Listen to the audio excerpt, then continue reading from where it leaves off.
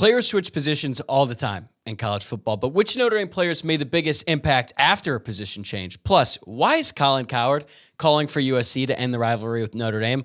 All that and more on today's edition of Locked On Irish.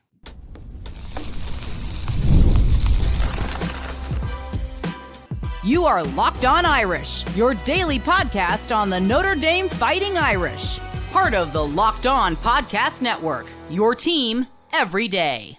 What's up and welcome into Locked On Irish, your daily Notre Dame podcast. And today is Thursday, June 6th, and thank you for making this your first listen of the day. I'm your host, Tyler Wojciak. I'm a Notre Dame alum and producer at Fox Sports. And as always, you can watch the full episode on YouTube or you can listen on your preferred podcast platform. Remember to like the video below and subscribe to the channel if you are watching along on YouTube. Or if you're on the go and you're listening to the podcast, please take a quick second, rate the show 5 stars, leave a review, and subscribe if you haven't done so already. Today's episode is brought to you by Gametime. Download the Gametime app, create an account, and use code LOCKEDONCollege for $20 off your first purchase. Terms apply. All right, we got a fun show in store for you today. The one and only Luke Smith is going to join me here in just a moment to talk about Tyler Buchner's return to the football team as a wide receiver. The Buckner news got us thinking, though, what have been the most impactful position changes in Notre Dame history? So we did some research and we each came up with our own top 5 list from the past 25 years, and we'll reveal them together. We'll close things out with our reaction to Colin Cowherd's take that USC should put an end to the rivalry with Notre Dame now that they're in the Big Ten. And look, I've seen a lot of strong opinions on the internet ever since Cowherd said that on his radio show. And even though I definitely do not agree about the game itself, I actually think there's a larger point in there that isn't exactly off base. Check it out. He is the loyal son of Texas, the pride of El Paso and College Station. It's Luke Smith joining me here once again. What's going on, man? It's been a couple weeks. That's a new intro for me, but I'm doing well. Yeah, I'm hanging in here. I survived all those comments from Texas A&M fans who were pretty quick to pull the trigger on calling South Bend a third world country, which I never would argue with. So kind of a defeatist argument, if you ask me. But I'm doing well. Happy to be back. Yeah, this is the first time you're back on the show after you caused a little bit of a stir in the YouTube comments, and someone actually, I don't know, someone else texted me, like, oh, here we go again with the Texas people coming at Luke. But I mean, it's all in good fun too. And you're right. The funniest thing was the Texas A&M people, like, these guys are criticizing College Station as if South Bend is some like magical place. We're like, well, actually, if you ever listen to us, we have actually people have told us that we are too critical of South Bend, that we've had to actually dial it back a little bit. So I thought it was funny. But look, most college towns aren't that great. But that's not what we are here to talk about today. We are here to talk about Tyler Buchner and then the most impactful position changes at Notre Dame and a little bit of Colin Cowherd at the end, because he also caused quite a stir in the college football community, specifically with Notre Dame fans and USC fans. But you and I have not really talked about Tyler Buchner's decision to rejoin the football team. So just give me your reaction when you first saw the headline. Well, I actually kind of want to go back to what I think I asked you a few days before that when the lacrosse team won the national championship. And I said to you, do you think this even moves the needle for Tyler Buchner after being the starting quarterback at Notre Dame and then being the starting quarterback at Alabama for a game? Like, does he really care about winning a lacrosse title? And if you recall what you just said, I think he's happy just something went right for him for once, which is fair. And so maybe with that, there's clearly still an itch to get back to being a part of the Notre Dame football team. So I was surprised. I think I probably would have just taken all that money I made from Alabama and had a normal ending as a normal college student, which is basically what lacrosse players are at Notre Dame. But he's signing back up for this. So props to him, I guess. Yeah, I felt genuinely happy for him. And also, he did appear in some games. I think he got in on 10 different occasions. Played in the semifinal. So yeah, actually played in the semis. And, that's really cool, the fact that he was able to get out there. And I just think the fact that he was even somewhat of an asset on a team that had just won the national championship the year before, considering he had not played in 5 years, is incredibly impressive. There was one thing, though, that I wanted to ask you about. So in his letter, Buckner said that he took 21 hours in credits this past semester. you ever come close to 21 hours in one semester? No, that came up in a thread as well, where everybody was talking about how they were taking between like 10 and 12. And one of our buddies who is an architecture major said he took 21 every semester and hated it. And well, he didn't actually say he hated it, but somebody made the comment like, well, at least like you really enjoyed it and it became your lifelong passion. Needless to say, he's not an architect. He works in banking now. So yeah, those are the only kids I knew who were taking 21 credits. It doesn't even make sense to me how he could survive one day with all of those hours. And I mean, Notre Dame doesn't really have online classes, at least as far as I know. Maybe things have changed since we graduated, but yeah, that's a lot. And then plus he's practicing for lacrosse, and I don't know if he was like training to get back on the football team. I don't know if he had this in mind for a while, but as I've been thinking more about it, I feel like the general fan reaction to Tyler Buchner joining the team has been positive for the most part. There are some people who are like, he's a traitor, he left us, they should not have welcomed him back. And I obviously don't agree with that, but I don't think it was an automatic guarantee that Marcus Freeman was just going to welcome him back with open arms. Like, how much convincing do you think Marcus Freeman needed from Buckner and also the guys on the roster to allow Buckner to come back to the team just 1 year after he left them for Alabama?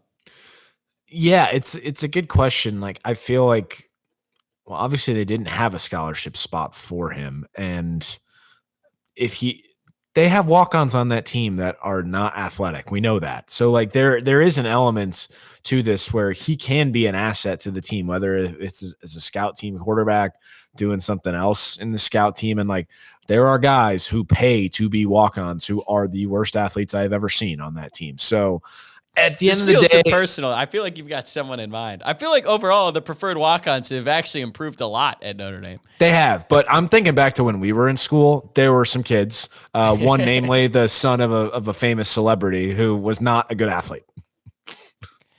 I think I'm picking up what you're putting down. But yeah, I see your point. I think that this is probably not something that just happened out of the blue. I think Buckner probably went to Marcus Freeman maybe a few weeks ago, maybe when he first got back to Notre Dame, and just said, hey, what do I need to do to earn it, right? Because Marcus Freeman is not just going to give up or just allow anyone to come back to the team. And I think he took it personally last year when Buckner left, even though he wasn't going to be the starting quarterback, to join Tommy Rees at Alabama, probably rubbed Marcus Freeman the wrong way. So I think that over the course of time, you know, after everything that Buckner dealt with last year while he was at Alabama, he was certainly humbled. And now he gets back to Notre Dame, clearly wants to play football again and wants to help out the team in any way that he can. I do think that the guys on the team, whoever Marcus Freeman spoke to, he said that he talked to some veterans. I actually think that whoever those players were, what they said actually went a long way, because I think if it were just up to Marcus Freeman, I don't know if he would have been cool with it. Yeah, that's interesting. And maybe you're right. I mean, I heard you talk about this. I don't know if it was on the show yesterday or whatever day it was, but basically how like that Fiesta Bowl when he first took over, I remember I was at that game. Like Kyle Hamilton and Kyron Williams were in the stands. Like they weren't even on the sideline. So it's kind of like you're either in or you're out and there's no in between. So I think that's a fair argument by you, but this is a bit of a unique situation, I guess, is my only answer to that. And ultimately, I think he saw that there's probably some value there, and seeing him do what he did for the Notre Dame lacrosse team kind of beforehand, giving himself back to Notre Dame, maybe that endears itself in a way. I'm not really sure. Yeah, for as new school and as up with the times that Marcus Freeman is, there are always those moments every now and then we're like, oh yeah, he actually has a super old school mentality. And, you know, one of his biggest mentors was Jim Tressel, who is about as old school as it gets. But changing positions is one thing. It happens quite a lot in college football. So once Tyler Buchner decided to change positions to wide receiver, you and I started thinking like other players, specifically quarterbacks who change positions, and then other players in past Notre Dame teams who changed their positions during their career and ended up having really, really impactful careers. Now, if we were to go way back in time, like if you really look this up and go back to the days of Eric Parsegian and Frank Leahy, guys were switching positions all the time. Like at least a dozen guys probably every single year. Now, obviously, football was a lot different then. So anyway, we got to thinking, and we wanted to come up with our own list of the top 5 most impactful of the past 25 years. So again, we're still relatively young. We're not going to go way back in time. So these are the guys who we actually watched play for Notre Dame, who changed their position and ended up being way better off because of it. So we came up with our top 5, and they're actually pretty different. So why don't you lead us off with your 5th guy? Yeah, and I'll preface it with saying that while I was looking at it in the vein of like most impactful, I also wanted to look at this in the vein of like these position switches and how they occurred were pretty remarkable within themselves, that these guys had so much success given the path that they came. So coming in at number 5, I've got Cam Hart. He was a 3-year starter for Notre Dame at corner after coming in as a wide receiver. And I remember in 2020, the first time we ever saw him was against South Florida, and he gets out there at corner and he has no idea what he's doing. I think he made a play late in that game and was clearly so amped up, but like he was raw. And I remember thinking like, I don't know if this guy's going to be around after this year. He ended up being a 3-year starter, and this past year was probably the best player in a Notre Dame secondary that had a first-round pick in it and the National Defensive Player of the Year on it. Like I would go as far that there's an argument you could say he was the best of them all last year. So really just remarkable that he came in as a wide receiver in a terrible wide receiver class, mind you, and became just a stud corner for Notre Dame. Yeah, I'm glad you brought up that game in 2020 because it looked rough, but he learned the position so quickly because it didn't take long. Like in 2021, he was a good player. He got hurt that year, and I think he missed the last couple of games. But, he had that interception against Wisconsin. That was a really big play. So he was able to pick up the position really fast and became a great player. I've got him on my list as well, but he's a little bit higher. So I'm going to go to my number 5, and I've got Avery Davis, who famously or maybe infamously changed his position from quarterback. And he was actually a 4-star quarterback recruit coming out of high school, but he was always undersized, and it didn't seem like he was really a fit at the position. So then they moved him to running back. Then they switched him over to the defensive side of the ball. At one point, he was training at corner. That did not really last long. And then he ends up at wide receiver. And if you look at his stats, it's really, not the most impressive career for a wide receiver. But unfortunately for him, he ended up missing that entire 2022 season due to a torn ACL. I feel like if he had played that year, he would have had a huge impact. But I have him on my list because you could make the case that he had the 2 biggest catches of the 2020 season on the same drive. In that regular season game against Clemson, he catches the post down the middle of the field that put Notre Dame in scoring position against Clemson when Clemson was ranked number 1, and then he scored the game-tying touchdown on that same drive. So his career arc was all over the place, but he had some really big moments and was actually a really, really reliable receiver throughout that season and beyond. So I've got him at number 5, which is one of the more improbable ones given where he started out at. Yeah, he's on my list too, actually a little bit higher up. So we'll get to that later. But the part of the reason I have him so high is because of those 2 impactful catches you mentioned against Clemson. I mean, like, he's a part of Notre Dame lore as a result of that. It's kind of hard not to have him on this list. So maybe I'll do my number 4 and number 3 then, given that, because he's at number 3. Number 4, I have Theo Riddick. I mean, just a Swiss Army knife for that Notre Dame team in 2012, switching from running back to wide receiver back to running back. But in 2012, he was able to catch passes out of the backfield. And like, I think when you think of that 2012 season, there's so many moments that just go back to him. The catch he had on that prayer that Tommy Rees throws up and in the Stanford game, or just the USC game where he was pretty much the offense, and carved himself out a pretty solid NFL NFL career coming out of multiple position switches in college. So obviously very impactful, not only for Notre Dame, but for his own career. And that's why he's at number 4 on my list. Big contributor to a national title team, national title player team, I should say. And they 3, as you said, Avery Davis. I mean, he would have been the best receiver they had in 2022 if he had stayed healthy.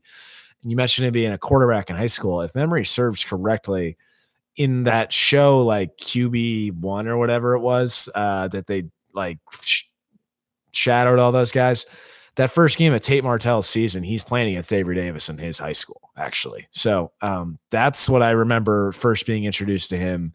I think he ended up having a much better college career than Tate Martell, which I don't think most people would have said when that show was aired.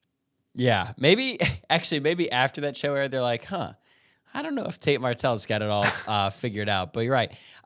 He did play against him, and he was actually at the Elite 11. Like, he was a legit quarterback prospect coming out of high school. I think people forget that because he was always looked at as an undersized option, so I think people were always sort of bracing for a potential move. But, hey, the guy clearly had some talent. So I actually just left off Theo Riddick. I think I had him down initially.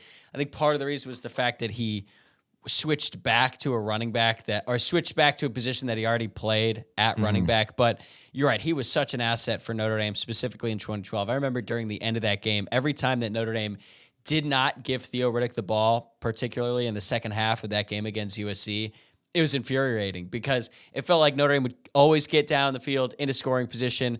They'd be knocking on the door, and then they'd end up having to settle for a Kyle Brinza field goal. So whenever Theo Riddick did not have the ball in his hands, I was very upset. But you're right. He ended up having a pretty good NFL career as like a running back slot receiver hybrid for the Detroit Lions. So it ended up working out for him. So at my number 4, I've got Cam Hart.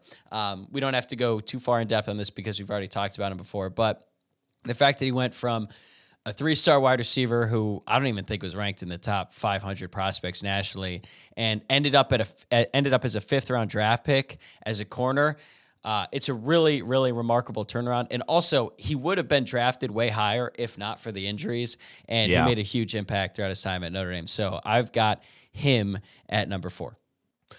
Yeah, hard to argue with that, just given how productive he was. And like you said, parlaying that into an NFL career, NFL draft pick. So no problems with him at number 4 for you. We'll be right back with Luke to round out the rest of our top 5 most impactful position changes. But before we get to that, I wanted to tell you about Gametime. Gametime is an authorized ticket marketplace of the NBA, which makes getting playoff tickets even faster and easier. Prices on the Gametime app actually go down the closer it gets to the tip-off, and with great last-minute deals, all-in prices, views from your seat, and their lowest price guarantee, Gametime takes the guesswork out of buying NBA tickets.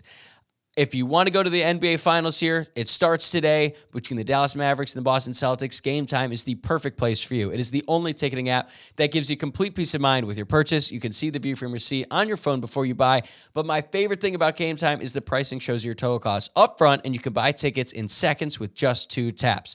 Take the guesswork out of buying tickets with Gametime. Download the Gametime app, create an account, and use code LOCKEDONCollege for $20 off your first purchase. Terms apply. Again, create an account and redeem code LOCKEDONCollege for $20 off. Download the Gametime app today. Last minute tickets, lowest price, guaranteed. Okay, I'm going to move on to my number 3, and I think some people might have a problem with this. They might think it's a little bit low. I have Xavier Watts at 3. So he went from wide receiver to linebacker for a brief stint, then to safety, then back to wide receiver for like a week, and then back to safety once again. Now, I have him at 3 because as good as he was last year, and he was great, won the Bronco Nagurski Award, I don't think he drastically changed the course of the season, other than the USC game when he played out of his mind. Like, he really turned it on in the second half. Honestly, if he had an interception or something in that Ohio State game, maybe I'm looking at this a little bit differently. But he also still has another full year left to play. Like, he's only really played at safety for about a season and a half, at least as a starter. Really started to turn up his game a little bit in 2022, had a breakout season in 2023, and there's a very good chance that at the end of this year, he is number 1. But right now, I've got him at 3. I totally hear your side of the argument. I've actually got him at number 1 just because of how seemingly improbable it is that he even stuck around, just getting kind of jerked around by the program. Like, they didn't really have a spot for him going wide receiver to linebacker to safety. I think they actually brought him back to wide receiver at one point too, right? And just, I don't know how many other guys stay. And he was literally the best defensive player in the country last year. So while I agree that I think he still has room to improve as a player, just given all that and given the odds against him, that's actually why I have him at number 1. I get that. What was your first impression of Xavier Watts? Because I remember mine. I want to see if it matches up with yours. Like, when you actually saw him on the field on Saturdays. man. I don't really remember. I remember being introduced to him because The Athletic wrote an article on how Nebraska could get in-state prospects. So I remember that. But I think my introduction to him, it might have been, I honestly don't know. I really don't remember. The reason I bring this up is because I remember seeing him on special teams, either kickoff or punt, and he absolutely lit up the return man. And I was like, wait, who is that? And then I had to literally pull up my phone, look at the roster, and I was like, oh, 26, that's Xavier Watts. Like, what is this receiver doing out here on special teams, just laying the wood on dudes? And I was like, oh, wow, man, if he's that good of a tackler, maybe he has a shot at playing defense. And then as the season went along, this is very early on in his career when he's making these big plays and these big tackles on defense. Now, I feel like when you think about Xavier Watts, you don't really think of him as like a guy who's really getting in the mix in the run game or laying huge hits. He's more of a safety who's good in coverage. That's why he led the NCAA with 7 interceptions last year. But he made a comment during spring practice that has sort of stuck with me. He said he wants to be a part of some big hits this year. And I'm like, oh, yeah, that's actually like, that was a big part of your game once upon a time. And actually, I think we're going to see that a little bit more this year. I'm glad you said that because I completely spaced on that. But now that you do, I do recall that. So that will be interesting. If that's the next evolution of his game as a safety, sign me up for that. All right, who do you have at number 2? So I've got Arnaz Battle, actually. And going back to what I said about just the improbability of some of these things, he's a starting quarterback in Notre Dame, breaks his wrist against Nebraska, and then turns around the next year. And though he only had, I think, like 750 yards receiving in his last year, that 2002, that magical team that Notre Dame had, he was an honorable mention All-American that year, which isn't nothing. And then he ended up having a pretty darn good NFL career himself. So just coming back from a devastating injury like that as the starting quarterback, which that injury occurred against number 1 Nebraska too, and then coming back and really being just a standout wide receiver for Notre Dame. Pretty remarkable stuff. So that's why I've got him high up on that list. I also might be a little bit biased. It's probably like my favorite early receiver that I can remember. So I think that might be part of the reason why I've got him up there too. I mean, that play, the first play from scrimmage against Florida State back in 2002, that's like an iconic So moment. is the game winner against Michigan State. Yeah. How many yards of total offense did you say he had that year? Said in 2002, he had 53 catches for 742 yards and had 314 yards on the ground. So maybe I need to reconsider this because in terms of most impactful, if he had 742 yards for total offense, I think as a team in 2002, they had about 748. Yeah. So maybe he should have been higher because he was literally the only offense that team had. That team was so bad on offense. They were impressive. Have Arnaz Battle. Yeah. So there you go. That's a good pick. Honestly, I left him out, and I think that maybe I looked at his stats. I thought about it. I was like, I don't know if I could put him that high. But honestly, you got to just think about the context of the situation and just how truly awful that offense was. Okay, so at 2, for me, I've got CJ Prosise. And everyone remembers the switch from wide receiver to running back. In 2014, he had 29 receptions, 516 receiving yards, and 2 touchdowns. But I think some people forget, CJ Prosise started his college career as a safety. Then they moved him over to offense, played receiver, was, a decent contributor in 2014. Then in 2015, they switched him over to running back, and he rushes for over 1,000 yards in his first season ever playing running back. I think he played a little bit when he was younger, but still, just one of the most unlikely breakout seasons by any player that I've ever seen. And he was a key component to that offense that was really good. And you can make the case that part of his stats had to do with the fact that Notre Dame's offensive line that year was just phenomenal. But 1,029 rushing yards on 157 carries and 11 touchdowns in his one season as a college running back is just really, really impressive. And then it was so good that he left early for the NFL draft and ended up getting drafted by the Seattle Seahawks. Yeah, it hurt to leave him off my list, to be honest, because he was so productive in 2015. I mean, that stint, like in late September, he was really he was one of the best running backs in the entire country. And I know he struggled with some injuries late in that year, but his productivity was off the charts. So this was a tough one for me to leave him off. Yeah, and the only reason he was getting as many carries as as he did is because Tarian Folston suffered a season-ending injury in that first game against Texas, and it was sort of a sign of things to come because it felt like every single game after that in 2015, Notre Dame lost another starter due to a season-ending injury. But it's crazy how things work out. I remember thinking when Tarian left that game, I was like, man, this is bad. We got CJ coming in, and then Josh Adams, who scored, I think, got his first touch, or maybe first 2 touches against Texas. So things ended up working out, and honestly, that line was so good that year. There's probably a decent chance that you and I could have gotten like 100 rushing yards each that year. So maybe I've got him a little high at number 2, but still, when you consider the circumstances and everything, it's not only improbable, but also just one of the best breakout seasons I can remember. Yeah, no arguments with me there. Like I said, I wish I had him on here, but somebody had to get left out. Okay, so you said number 1 is Xavier Watts for you. Why do you have him at number 1? I think it's just because of the reasons I mentioned. Like, I really am shocked he didn't leave Notre Dame, given how much they kind of just made him leave or throw around different positions. Really, like, was kind of misled, I feel like, it multiple times, honestly, about opportunities he was going to have. And he rounded himself out into be an All-American, the best defensive player in the country. So that's why he's up there for me. Although I can concede, I don't think he's reached his peak yet as a player. That's fair. I guess the reason why I asked you why you had him number 1 is also because I'm a little bit surprised that who I have number 1 is not even on your list. I have Kavari Russell. Mm-hmm. He famously moved from running back to cornerback as a true freshman. And by the way, he was not an early enrollee. He joined the team in the summer, fully prepared to play running back for Notre Dame in 2012. But they're like, hey, we need to switch over to cornerback. And then once Low Wood got hurt, there's a name. He got hurt in fall camp, was going to miss the entire season, and he had to start at a position that he had barely played. And it's crazy for any true freshman to start every single game, let alone a guy who was not even prepared to play that position once he got to campus. And I have a take that might seem like a hot take, but I think it's legitimate. I don't think Notre Dame makes the national championship that year, if not for Kavari Russell, particularly because of his performance against USC. He had to cover Robert Woods and Marquise Lee. And yes, USC was playing with their backup quarterback, but Kavari Russell had that huge interception at the end of the first half. And I just think that he was, he wasn't a Thorpe Award finalist or anything like that, but he steadied the defensive backfield and just played a great season. And when you consider the circumstances and everything that could have gone wrong for him, he really showed out, and then obviously missed a season due to the suspension.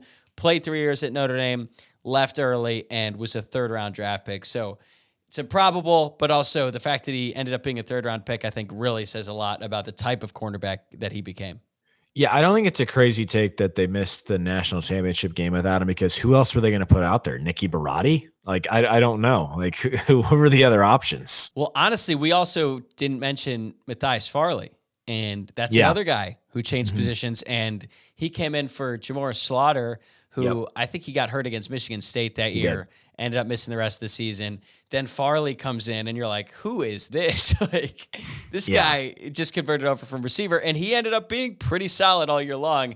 And yeah, there was a lot of position changes on that team. Bennett Jackson was another wide receiver turned cornerback. So I really don't know. It bears the question, why did Notre Dame not ever just recruit defensive backs before that? It's a reminder of how far we've come at that position. But you're right. If it were not for Kavari Russell, I don't even know who would have played there. Yeah.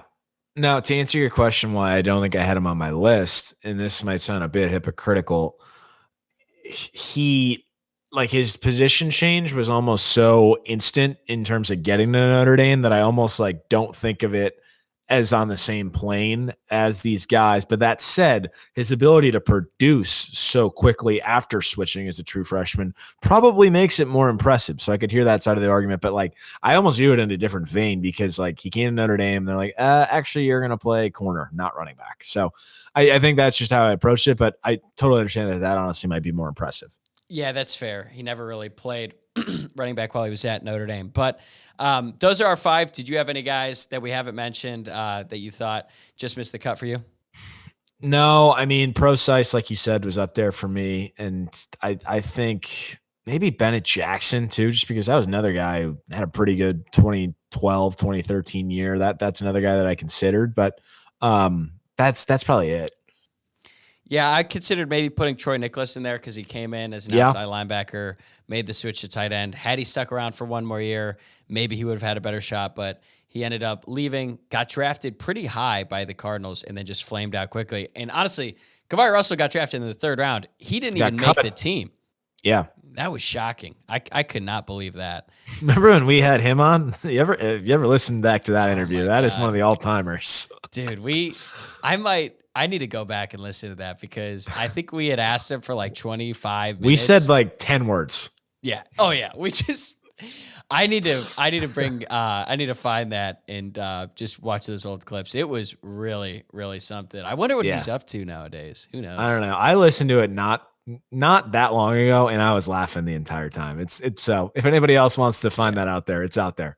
You want some candid perspective from a former Notre Dame football player, what's going wrong, or what's keeping Notre Dame from winning national championships?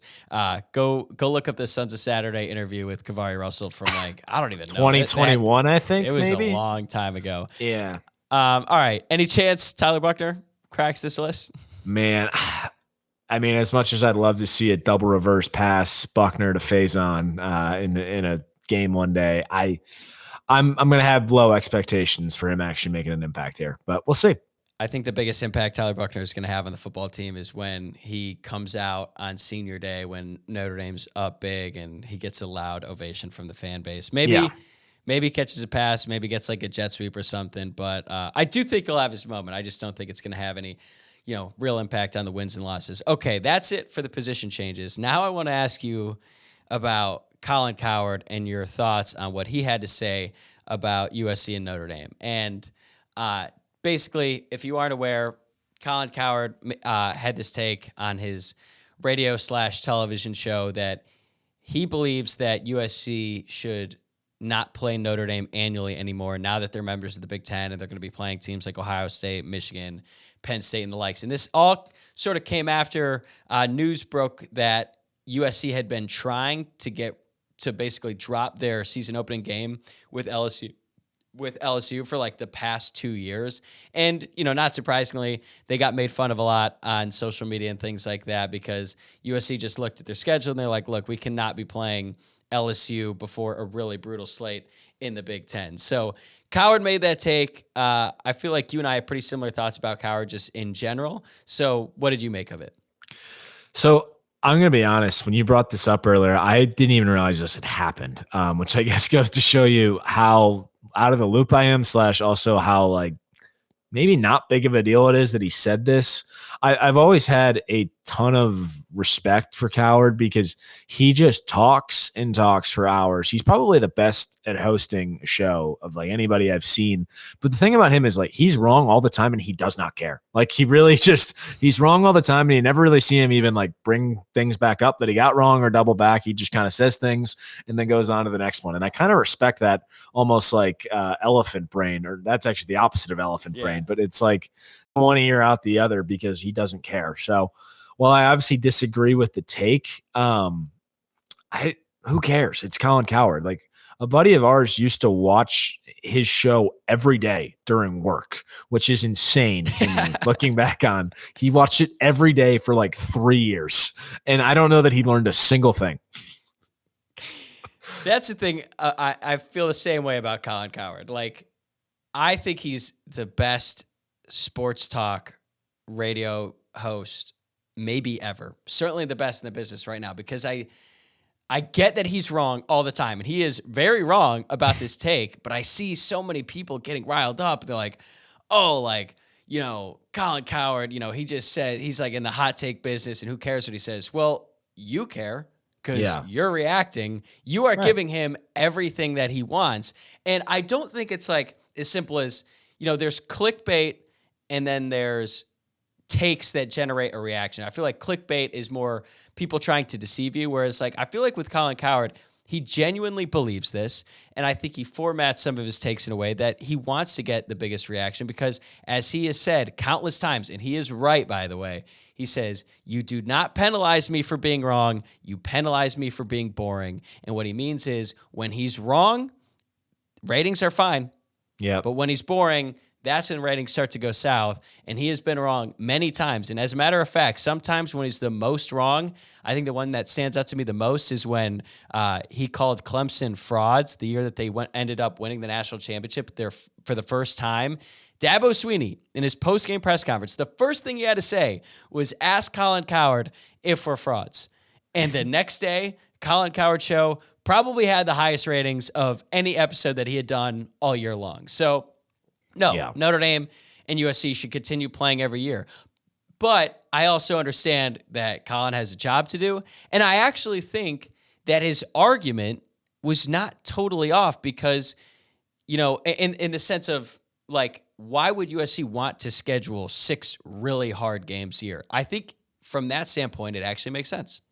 Also, he's an LA guy, right? I mean, he's probably hanging out with somebody who's pretty close to the USC program who probably told him exactly this. Like, we don't want to have to play Notre Dame anymore when we're playing all these other hard games. So I don't think it was an original thought.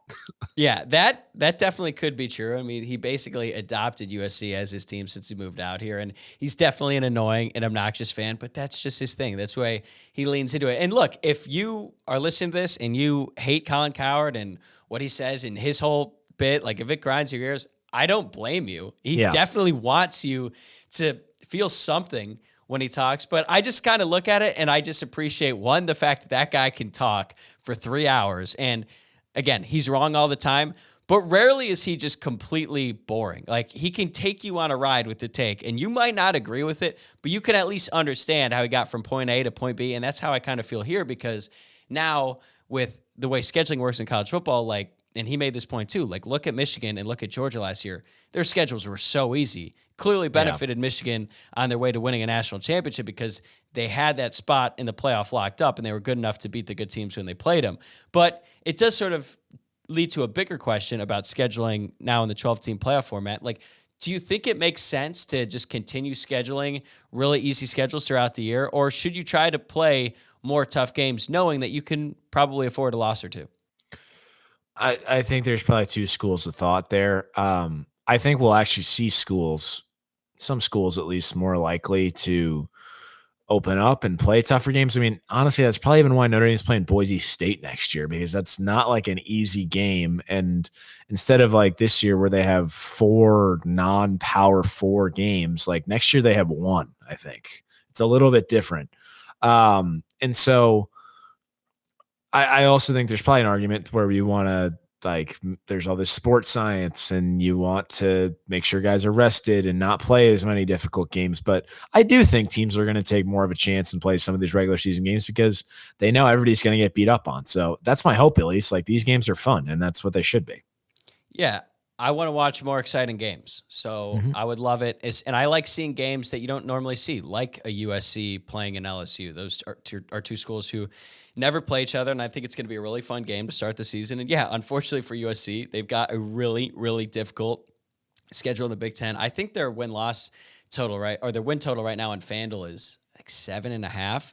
They're not a 7-5 team. I actually think they're going to be better than they were last year, despite losing Caleb. But their schedule is brutal, and it's going to be really tough. And I think that Notre Dame's position, all of it, is going to be really interesting because, they play USC, they play these schools who have really, really difficult conference slates, and now I think it might end up being like a little bit harder for Notre Dame to get those big, big matchups like in Ohio State. Like, obviously, there's the incentives with the ratings and the draw and the stage and all of that, but I think these teams are probably, they're going to want to schedule a few more cupcakes knowing that they're going to have 4 really tough conference games every single year.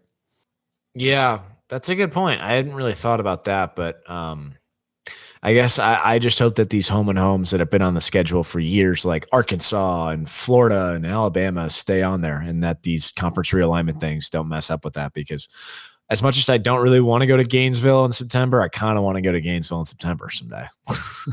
That might be the last football game we ever go to, dude. Gainesville in September. I wouldn't wish that on my worst enemy. Yeah. Also, I've been to the Swamp, and they're ruthless. What they do is so the Swamp has one side of the stadium basically is much taller and acts as like a shield for the home sideline. So they're in the shade throughout the entire game. Meanwhile, the away sideline and the away fans are just sitting there cooking in the sun.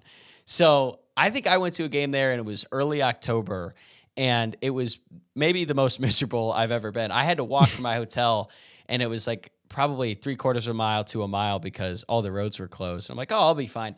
Dude, I was so sweaty. I had to go into the bookstore and buy like a dry fit t-shirt and just threw my shirt on. Now, granted, it was like a gray cotton shirt, so probably could have picked a better option that day, but that's how bad it was.